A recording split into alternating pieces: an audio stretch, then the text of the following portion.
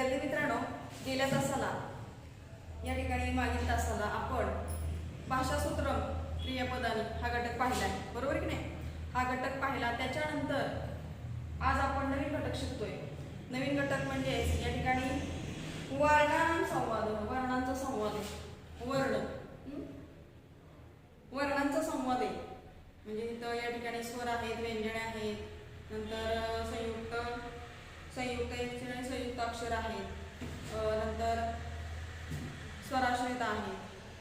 यांचा सगळ्यांचा संवाद म्हणजे हे काय बोलताय, बरोबर? संवाद आहे वर्णांचा. वर्णानाम संवाद, वर्णांचा संवाद. बघा आता पान नंबर 20 वर यायचं. व्याकरणाचा भाग आहे. तुम्हाला याच्यावर प्रश्न विचारले जाऊ शकतात. व्यंजन ओळखायला येऊ शकतात, स्वर, स्वराश्रित या पद्धतीने. बघा, वयम सर्वे स्वराः, आम्ही सर्वजण स्वर आहोत. रु रु ऋ येते अपि स्वराः एव. रु रु ऋ येते अपि स्वरा एव. ऋषीतले रु आहेत आणि ऋ हे सुद्धा स्वरच आहे. ऋग्वेद ऋषी आदिनाम शब्दानाम अग्रस्थाने रु इति स्वर. ऋग्वेद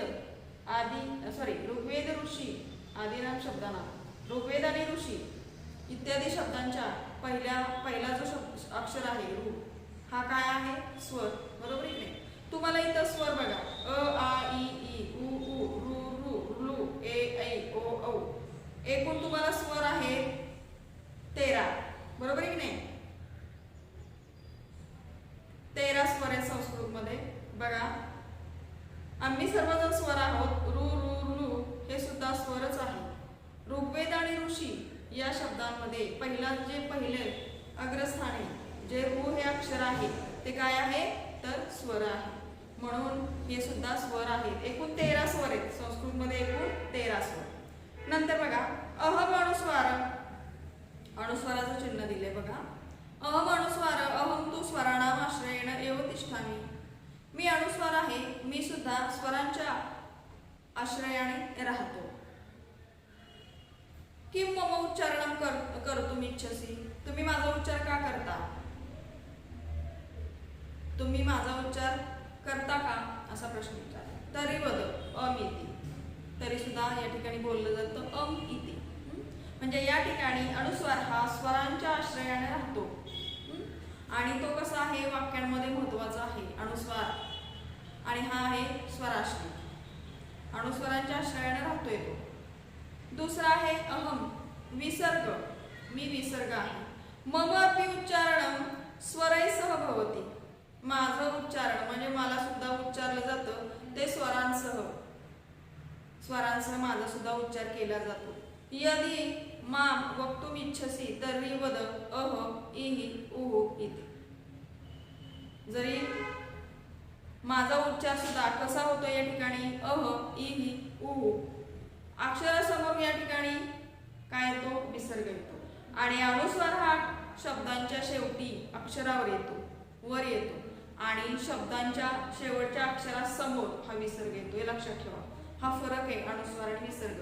आणि अनुस्वार आणि विसर्ग हे दोन्ही स्वरांच्या या ठिकाणी आश्रयाने राहतात.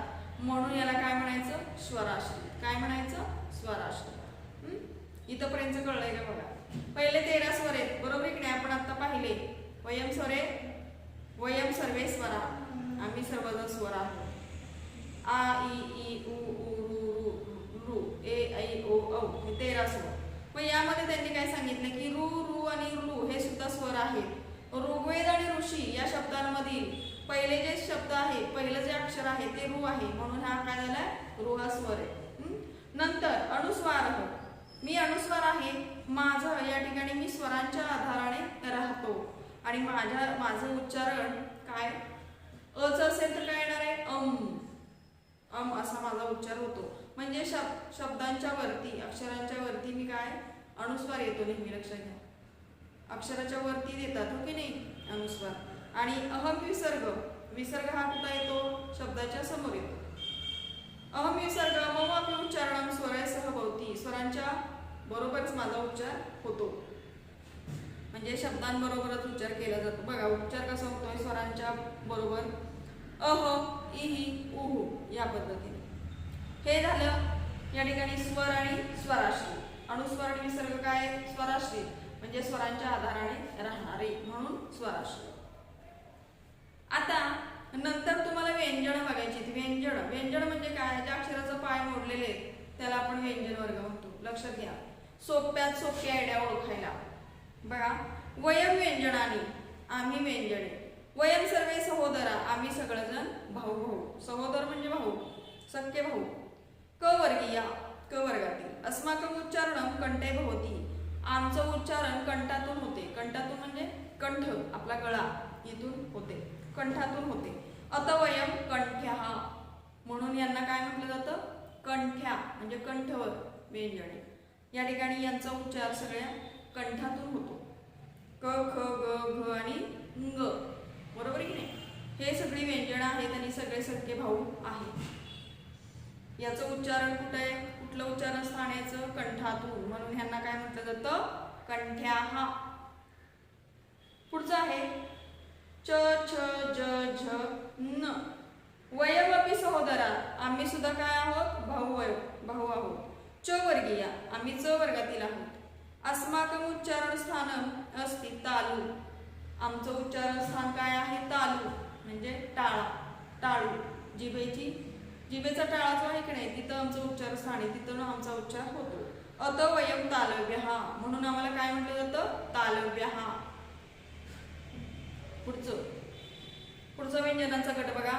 ट ठ ड ढ न. वयम खलु ट वर्गीया आम्ही ट वर्गातील आहोत. अस्माकम उच्चारण स्थान वर्तते मूर्धा आमचं उच्चारण स्थान जे आहे मूर्धा. अथ वयम मूर्धन्या.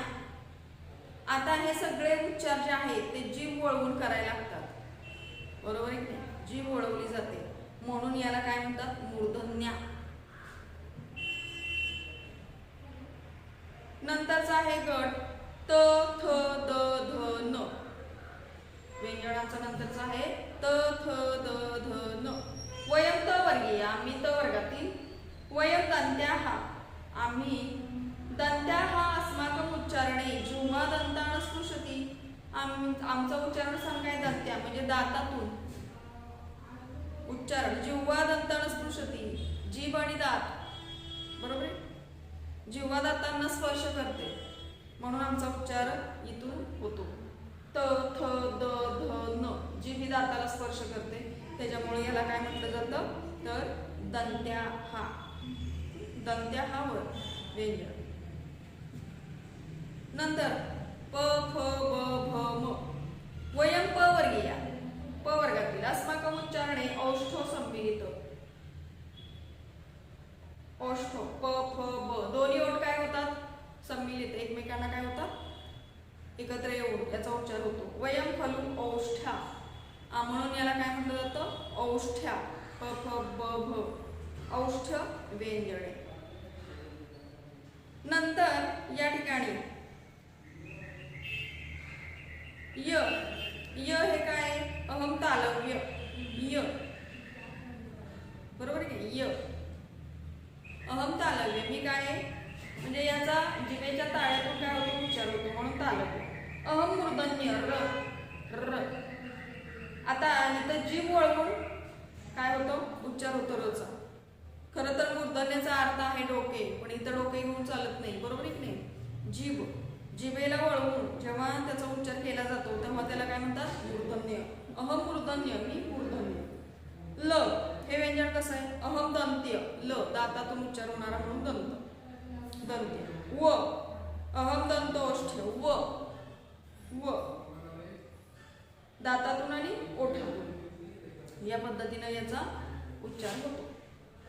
श यदा मम उच्चारण होती तदा जिह्वाया मध्य तालु किंचित स्पृशती यथा शशक इति शब्दे अतः अहम तालव्य.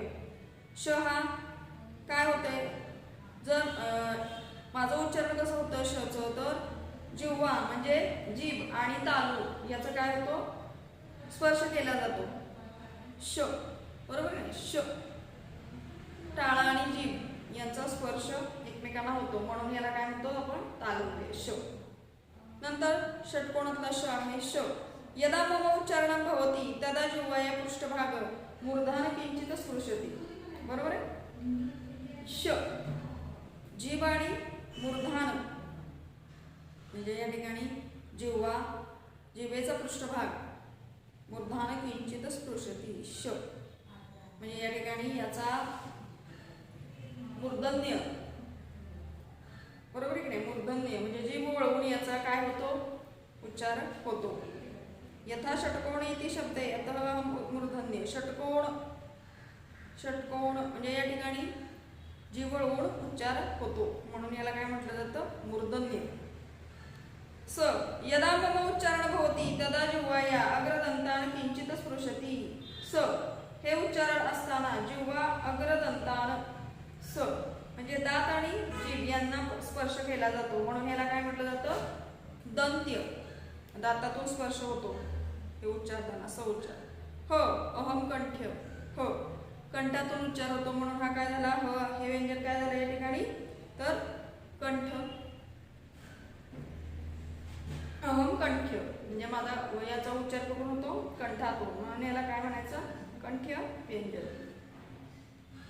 आता ही जी आहेत व्यंजन क वर्गातील व्यंजने च वर्गातील त वर्गातील त वर्गातील प वर्गातील ही किती झाली 25 व्यंजने झाली.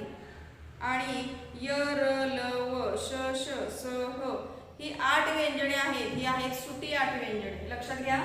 13 स्वर 2 स्वराश्री. 13 स्वर आपण बघितले अ आ इ ई उ ऊ रू रू लू ए ऐ ओ औ हे 13 स्वर. 2 स्वराश्रित बघितले स्वरांच्या आधाराने राहणारे अनुस्वर आणि विसर्ग. नंतर क वर्ग च वर्ग ट वर्ग त वर्ग प वर्ग ही 25 व्यंजने बघितली. 25 व्यंजना बघितली. बरोबर की नाही. प्रत्येक वर्गामध्ये 5-5 काय व्यंजन आहे म्हणजे किती झाले एकूण 25. आणि ही सुटी 8 आहेत. य र ल व श श श स आणि ह ही 8 सुटी व्यंजन. आता ही 13 स्वर 2 स्वराश्रित आणि 33 व्यंजने. 25 अधिक 8 बरोबर किती झाली 33 व्यंजने झाली. आता खाली तुम्हाला क्ष आणि ज्ञ ही काय तर संयुक्त अक्षर आहेत 2. बघा क्ष क्ष कसा तयार होतो बघा. क अधिक श एतयो संयोगेन अहम भवामी. क आणि षटकोणातला श जो आहे याच्या संयोगाने यांच्या जवळीकीने अहम भवामी मी तयार होतो. अत अहम संयुक्ताक्षरम म्हणून मला काय म्हटलंय संयुक्ताक्षर क्षला. आणि ज्ञ हा कसा तयार होतो तर ज अधिक ज्ञ एतयो संयोगेन अहम भवामी मी तयार होतो. अत अहम अपि संयुक्ताक्षरम म्हणून ज्ञ सुद्धा काय आहे संयुक्त अक्षर आहे. म्हणजे हे 2 संयुक्त अक्षर. 13 स्वर 2 स्वराश्रित नंतर 33 व्यंजने त्यातील 25 कशी आहेत वर्ग व्यंजन आणि सुटी 8 2 संयुक्त अक्षर. या पद्धतीनं तुम्हाला वर्णांचं काय केलेलं आहे आपण आता संवाद पाहिलेला आहे. बघा स्वर किती आहेत मी लिहून देते बोर्डवर प्रत्येकाला लिहायचंय. बघा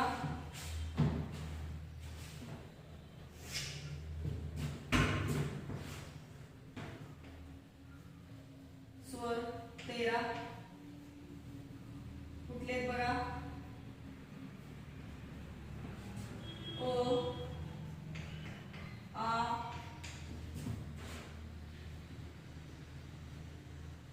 ई ई उ ऊ रू रू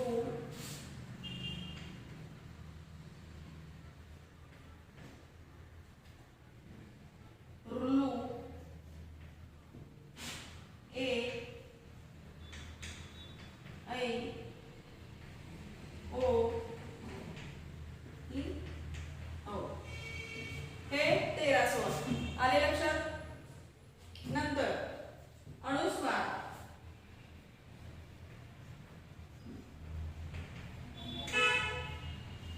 चिन्ह बघा कसं आहे.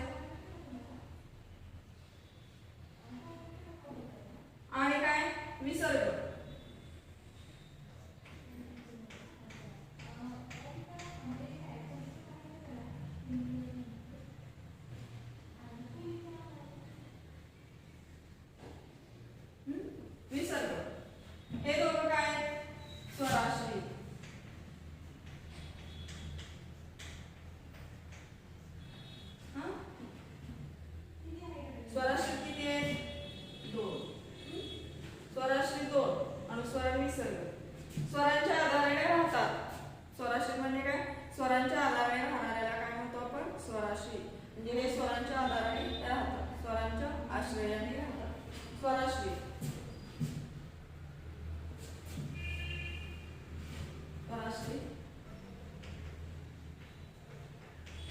स्वरांच्या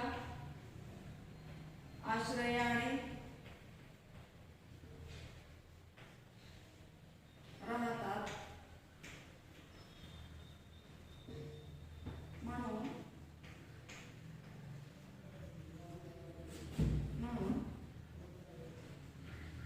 अनुस्वार आणि विसर्ग यांना स्वराश्रित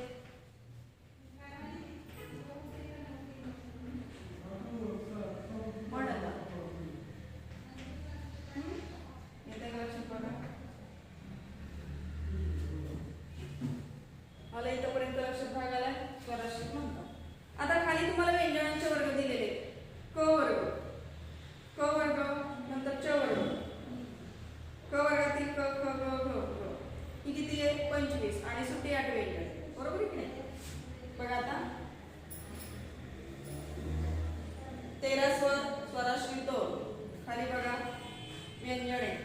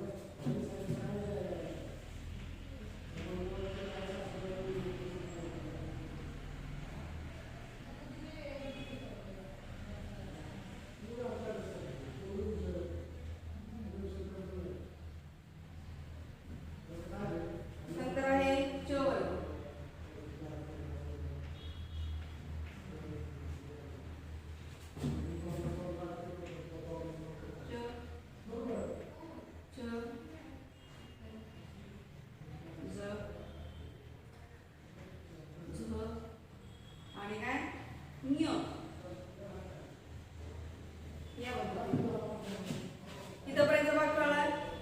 आता तिसरा वर्ग जो आहे ट वर्ग.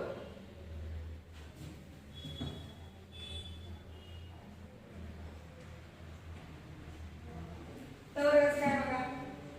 ट ठ ड ढ ण.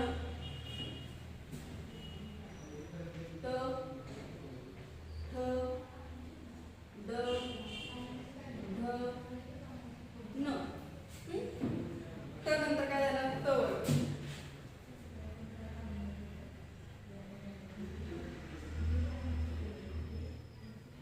त वर्गामध्ये काय आहे बघा? त वर्गामध्ये त थ द ध आणि न. नंतरचा आहे प वर्ग.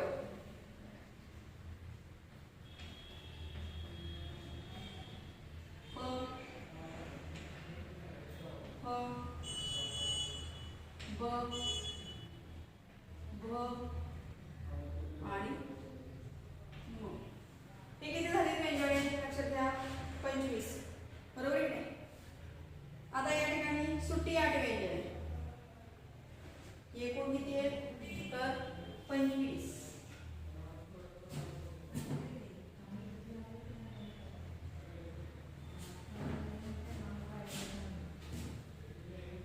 आता इथं तुम्हाला दिसणार आहे का? मी खाली लिहू दिसेल. आता इकडे वर दिसेल बघा. सुट्टी 8 व्यंजने.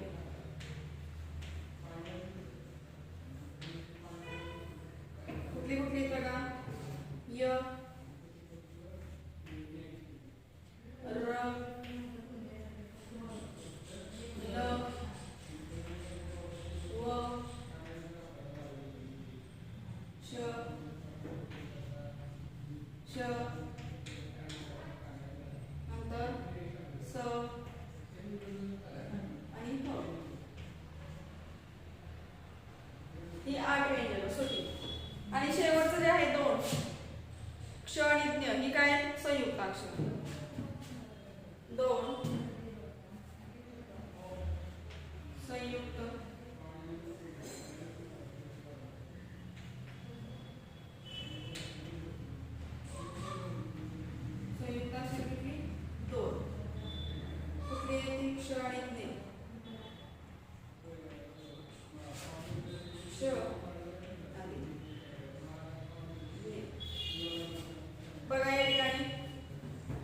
माहितीसाठी तुम्हाला सांगते. स्वर 13, स्वराश्री 2, व्यंजने 25, वर्गातील किती आहेत 25, सुटी व्यंजने 8, संयुक्त अक्षरे 2, मिळून किती झाले मला सांगा बरं. 13 अधिक 2 15, 15 अधिक 25 किती होत आहे 15 अधिक 25, 25 आणि 10 35, 35 आणि काय 5, 25 आणि 10 35, 35 आणि 3 38, 38 आणि 2 40, 40 आणि 48. म्हणजे एकूण वर्ण किती आहे संस्कृतमध्ये 48 वर्ण. लक्षात घ्या किती 48. बघा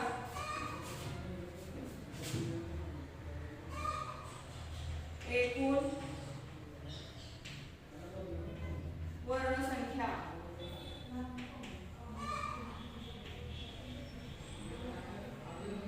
स्वर 13,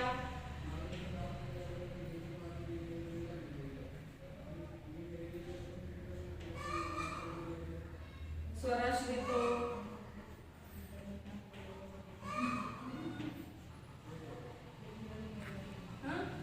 नंतर व्यंजने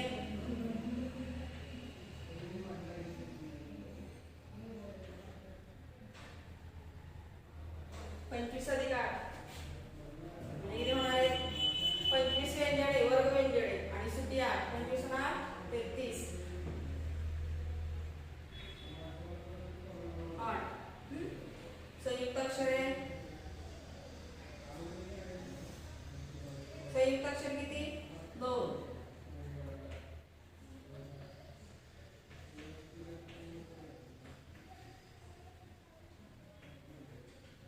किती झाले बघा एकूण 13 15 33. डायरेक्ट कधी लिहिलं तरी चालू शकते. एकच मिनिट.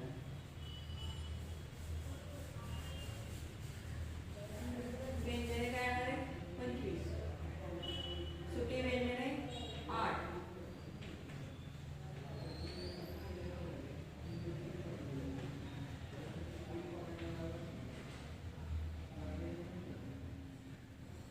आणि संयुक्त अक्षर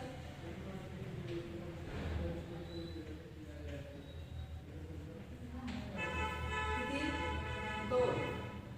एकूण किती होते बघा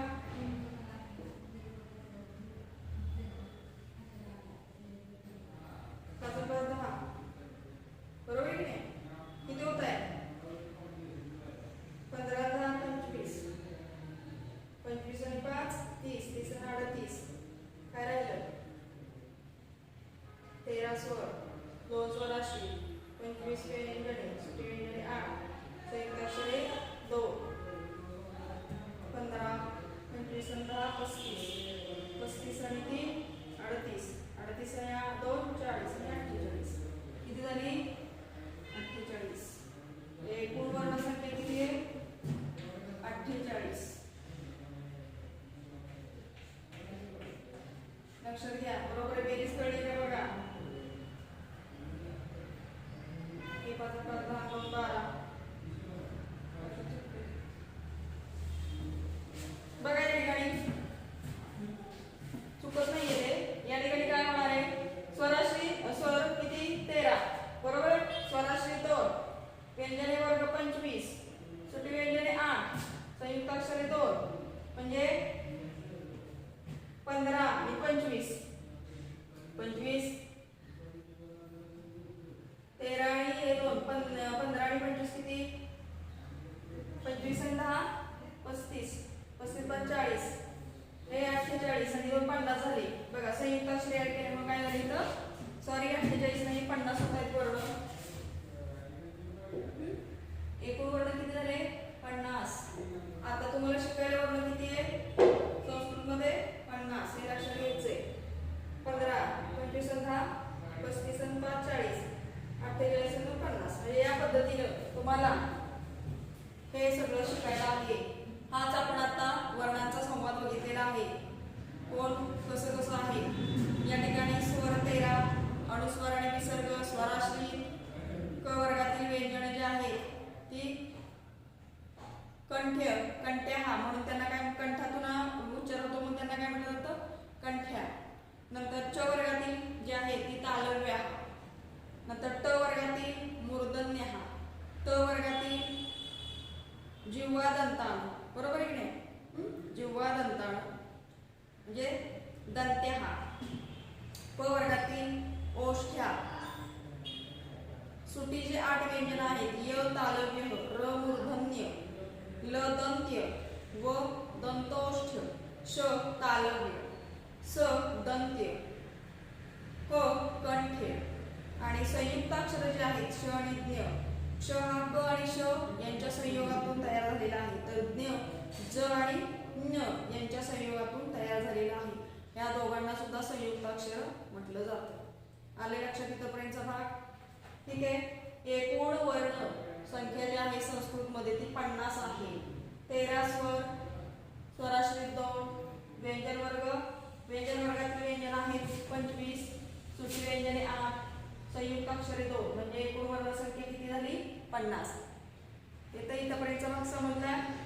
पुढचा भाग आपण पुढच्या तासाला बघू. ठीक आहे. हा घटक वर्णांचा संवाद जो आहे तो हा घटक जो आहे तो इथं संपलेला आहे. ठीक आहे.